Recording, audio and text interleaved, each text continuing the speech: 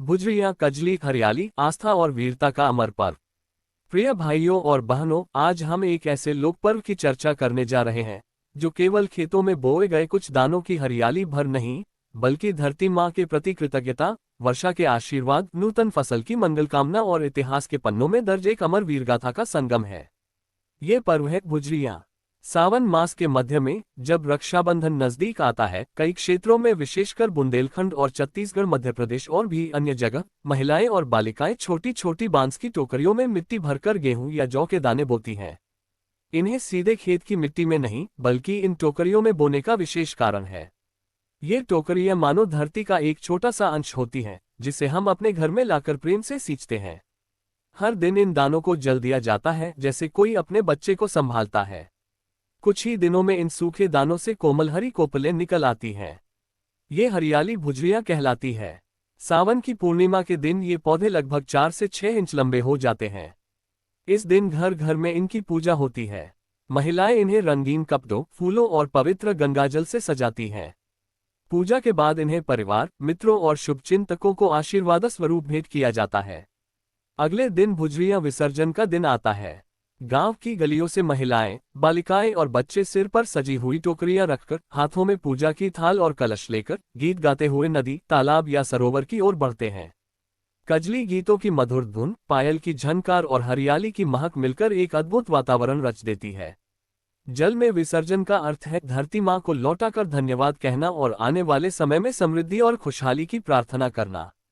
पर भाइयों बहनों, भुजरिया केवल खेती और वर्षा की कृतज्ञता का पर्व नहीं है। इसके पीछे एक अद्भुत ऐतिहासिक घटना जुड़ी है, जो इसे वीरता और स्वाभिमान का उत्सव भी बनाती है। ये कथा है महोबा के शूरवीरों आल्हा और ऊदल की और उनकी बहन चंद्रावली की। सावन के महीने में रक्षाबंधन से कुछ दिन पहले राजकुमारी चंद्रावली अपने मायके महोबा आई थी।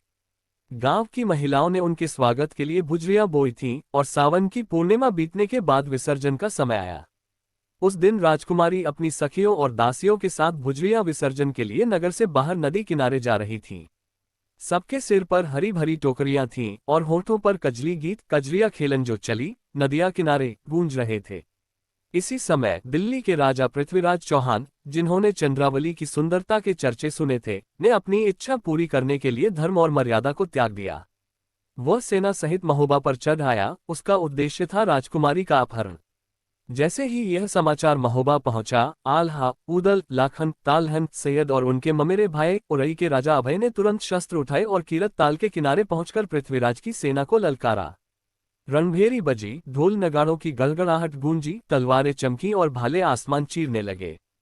दिल्ली की विशाल सेना और महोबा के कम परंतु अदम्य साहस वाले योद्धा आमने सामने थे। युद्ध में राजा अभय और राजा परमाल के पुत्र रंजीत वीरगति को प्राप्त हुए, लेकिन उनके बलिदान ने बाकी योद्धाओं के रक्त में अग्नि भर दी। आल्हा की तलवार बिजली की तरह कड़कने लगी, ऊदल के भाले ने दुश्मन की पंक्तियां चीर दी और लाखन तालहन के प्रहार से हाथियों की कतारें बिखर गईं। अंततः पृथ्वीराज युद्धभूमि छोड़कर पीछे हटने को मजबूर हुआ और चंद्रावली सुरक्षित महल लौटी। उस वर्ष भुजरिया विसर्जन का दृश्य एक नए अर्थ के साथ मनाया गया।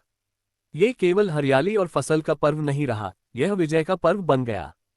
महिलाएं जब भुजरिया लेकर नदी की ओर गईं, तो उनके गीतों में केवल कजली की मधुरता नहीं, बल्कि आल्हा ऊदल की जयकार और महोबा की वीरता की गूंज भी थी। तभी से भुजरिया पर्व धरती माँ की पूजा के साथ साथ हमारे स्वाभिमान और साहस का प्रतीक भी बन गया।